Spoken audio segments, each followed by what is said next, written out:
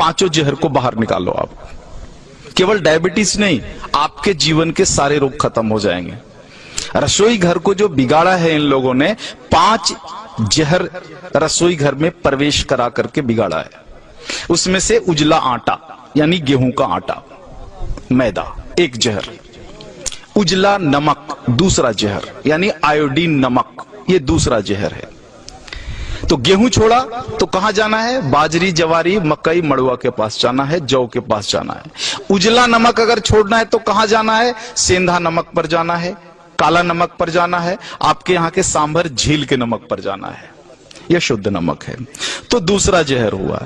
तीसरा जो जहर इन्होंने डाला है चीनी।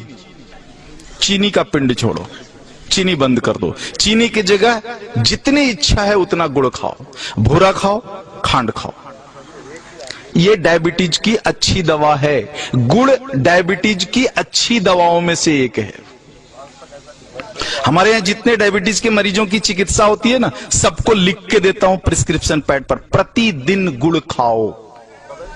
हाँ, रसगुल्ला खाने का मन है जरूर खाओ, गुड़ वाला खाओ।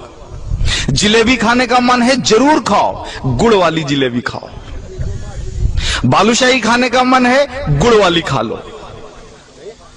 जितना मीठा खाने का मन है खाओ, गुड़ वाली खा लो। तो तीसरा जो जहर है वो आपका चीनी है। हाँ। और जो चौथा जहर है वो है रिफाइन। हाँ, इस रिफाइन को बाहर निकालो। ये तेल नहीं है। आर्थराइटिक्स भी सबसे ज्यादा राजस्थान के लोगों को है। आर्थराइटिक्स, घुटने का दर्द, कमर का दर्द, माताओं को तो है ही, 100% राजस्थानी माताओं को है ये।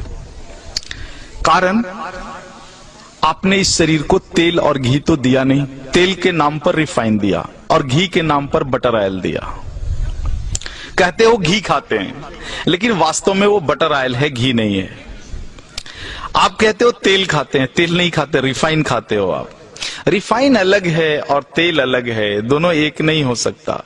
तो इस रिफाइन को बाहर निकालो और तेल को लेकर के आ जाओ। तेल सरसों का हो सकता है, तिल का हो सकता है, आपके यहाँ अच्छा राई, सरसों, तिल, ये 3 चीजें तो मैं जानता हूं, और शायद कुछ मूंगफली का भी बढ़िया हो सकता है। ये सारी चीजें हैं। 2 विरुद्ध चीजें हैं, एक सूर्यमुखी और सोयाबीन। इनके चक्कर में मत पड़ना, ये दोनों खतरनाक हैं। तो इस तरह से रसोई घर से अगर कुछ चीजों को आप बाहर निकाल दो। 2 मॉडर्न चीजें हैं, एक प्रेशर कुकर, हाँ, जो आपके रसोई घर का प्रेत है, प्रेत को बाहर निकालो। हाँ, पकती नहीं अनाज, फटती है अनाज। दाल फटता है उसमें, पकता नहीं है।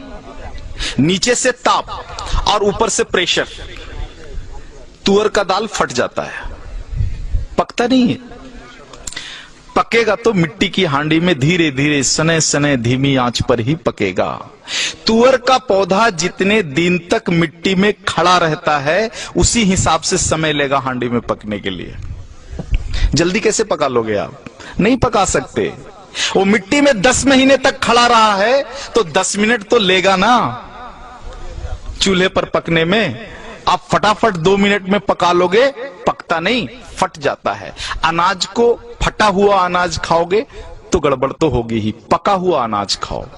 प्रेशर कुकर में कोई भी अनाज नहीं पकता, केवल फटता है। तो इस प्रेत को बाहर निकाल दो। और दूसरा प्रेत तो कम है, जो है फ्रिज, हाँ, इसको बाहर निकाल दो। शरीर को अग्नि चाहिए।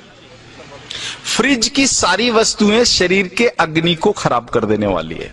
शरीर में अग्नि नहीं होगा तो पचेगा ही नहीं, और पचेगा नहीं तो सड़ेगा, और सड़ेगा तो वायु निकलेगा, और वायु निकलेगा तो पता है वायु क्या क्या करता है? पूरे शरीर में उपद्रव करता है। पैरालिसिस इसी में से आया हुआ है, हार्ट अटैक इसी में से आया हुआ है, ब्रेन हैमरेज इसी में से आया हुआ है। तो ये 2 प्रेत को निकाल दो, और इन वस्तुओं को अगर आप निकाल दो रसोई घर से बाहर, तो बचा हुआ 25% डायबिटीज वहीं खत्म हो जाता है।